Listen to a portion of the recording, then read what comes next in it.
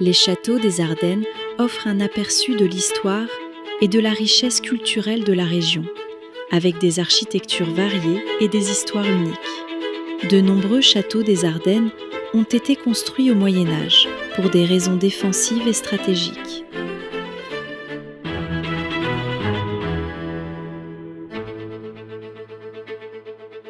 Les châteaux des Ardennes sont un témoignage de l'histoire et de l'architecture de la région avec des styles et des époques variées. Le château de Doumely a été bâti vers le XVe ou XVIe siècle sur des fondations du XIIIe siècle. Certains attribuent sa construction à Tristan de Failly qui hérite de la seigneurie en 1569.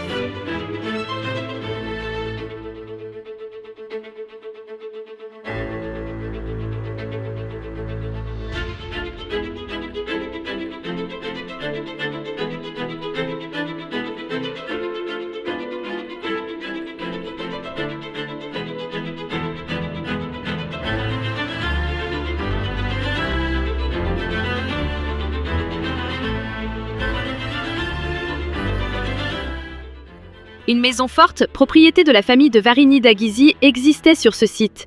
Elle a été probablement détruite durant les événements de 1552, lorsque les troupes de Martin van Rossum, au service de l'empereur Charles Quint, mettent à sac et brûlent le petit bourg de la Villette. Cet édifice est un exemple typique des bâtiments défensifs du XVIe siècle. Vers la fin du XVIe siècle, Henriette de Clèves, veuve de Louis de Gonzague, vend la seigneurie de Charbogne à un militaire Jean de Guillot, gouverneur de Mézières, qui fait construire un château. À partir de la fin du XVIIe siècle, l'édifice est peu entretenu et à la Révolution, il est vendu comme bien national. La date de 1577 est gravée au-dessus de la porte. Le citoyen Rimbert, ci-devant noble, a été sommé dans la période la plus agitée, en 1794, de supprimer une partie des dispositifs défensifs.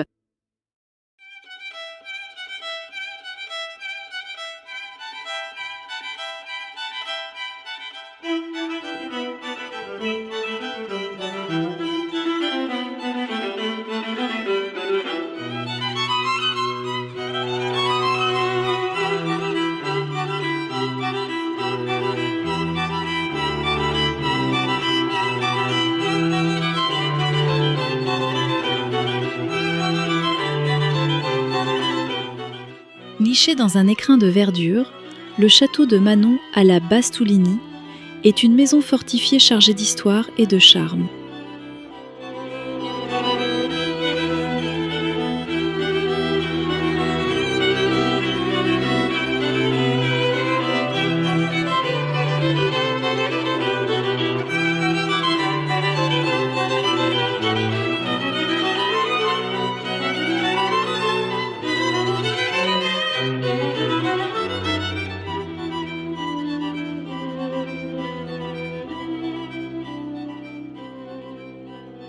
Le château de Mesmont est également appelé château de Romance.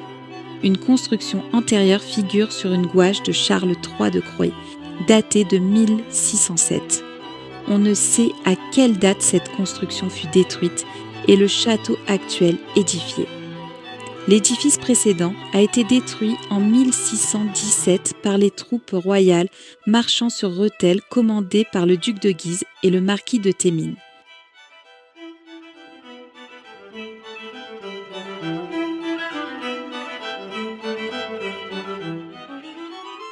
Cette maison forte a été possédée par la famille de Guignicourt. Elle est cédée en 1473 à la famille de Suzanne, puis de Maillard, qui construisent la tour nord et y aménagent une chapelle. En 1794, le domaine de Gruyère est vendu comme bien national, conformément aux lois républicaines sur les familles émigrées ou suspectes.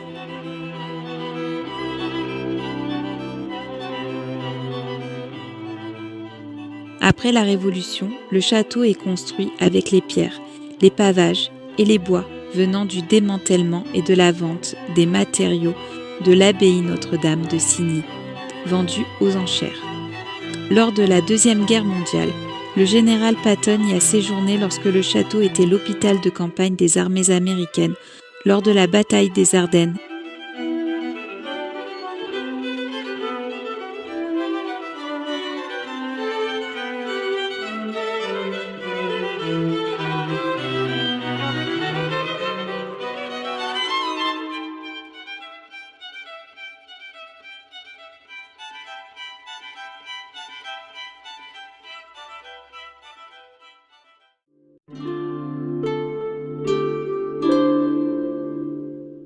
Le château de la Cour des Prés a été bâti dans la première moitié du XVIe siècle par un maître de forge de Signy-le-Petit, Louis Martin. Le nom de la Cour des Prés lui aurait été donné par un contemporain du roi François Ier. Dans les salles les plus anciennes, 2 plaques de cheminée portent la date de 1546, avec le blason de François Ier et la fleur à 4 pétales, signature de ce maître des forges.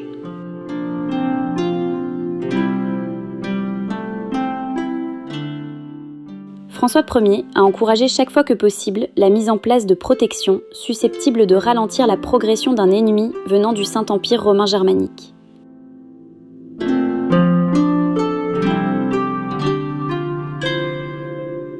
Le 2 octobre 1789, le château est vendu à un avocat et notaire royal au bailliage ducal de Rumigny, Jean-Baptiste Piette.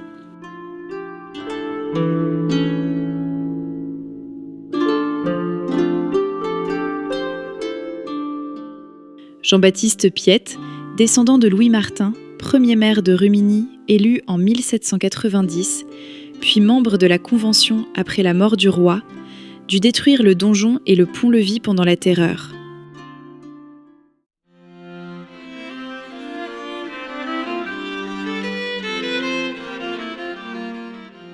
Celui-ci devint maire de Rumigny l'année suivante, puis juge de paix, fonction alors élective.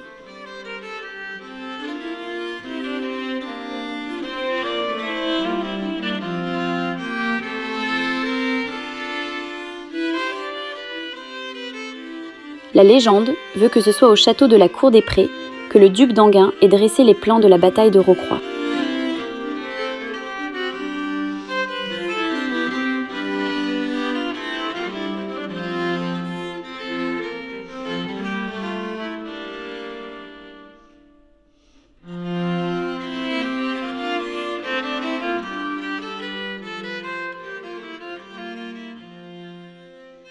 L'édifice a été utilisé par les occupants allemands durant la Première Guerre mondiale et la Seconde. Une partie des bâtiments a été détruite en 1918, ayant pour conséquence d'ouvrir davantage l'espace de la cour intérieure.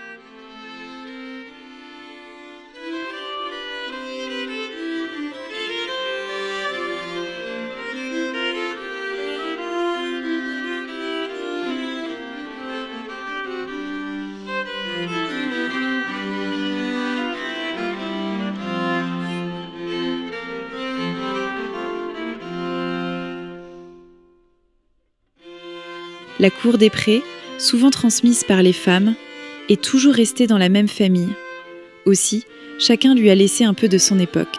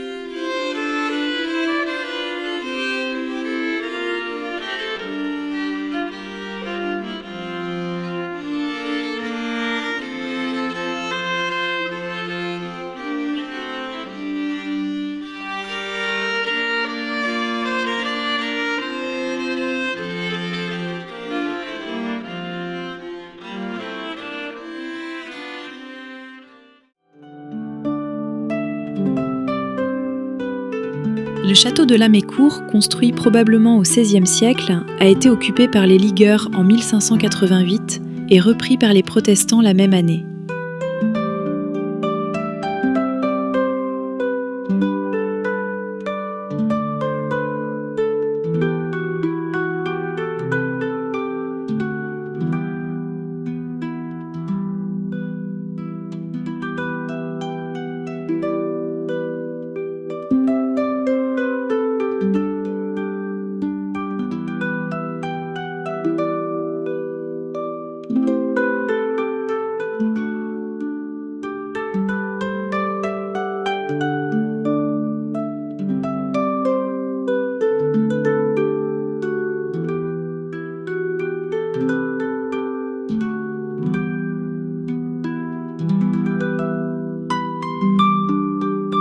il a accueilli un temple pour la religion est formé, qui pourrait être le bâtiment des écuries en dehors des douves.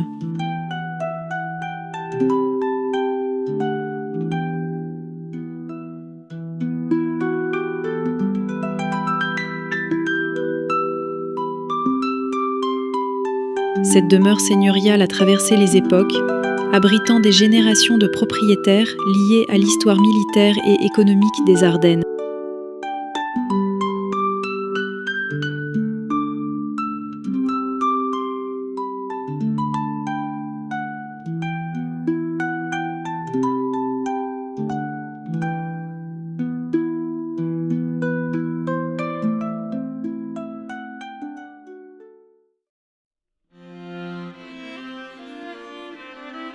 Un premier château, probablement fondé au XIIIe siècle, est limitrophe du domaine des Potets, possession du chapitre de Reims.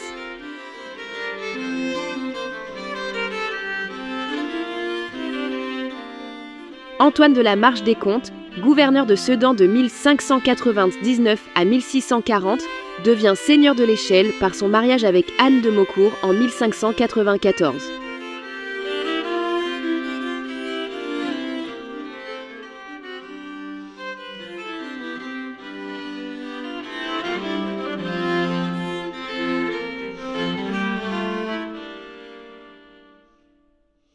Il transforme le château de l'Échelle pour lui donner son allure actuelle.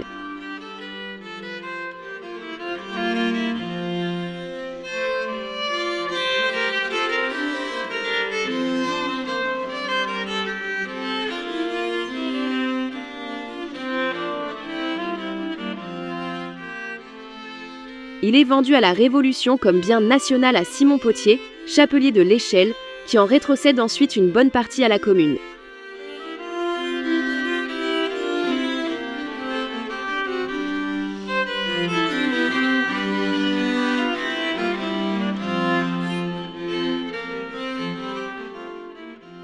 L'échauguette carrée de l'angle nord-ouest porte un cartouche daté de 1604.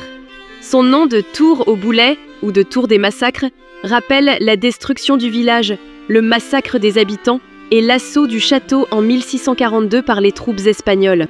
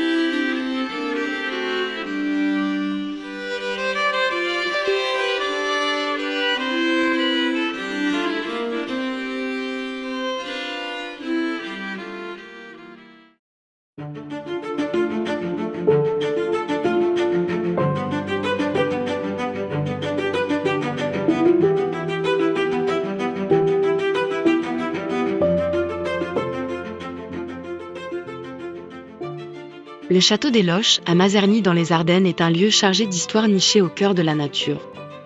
Le château des Loches, construit au début du XIXe siècle, est situé au milieu d'un domaine de 185 hectares de forêts et de prairies.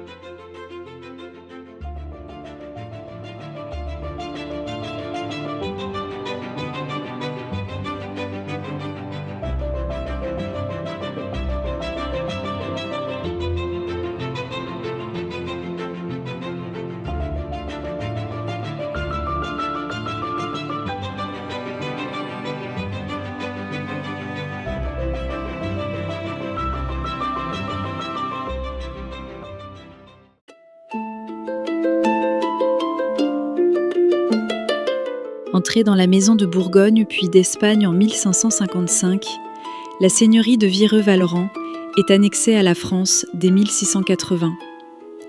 Quelques années plus tard, Louis XIV décide de la vendre au seigneur Gillot, commissaire des guerres à Givet. Celui-ci y fait construire un château, son futur domicile, en 1714.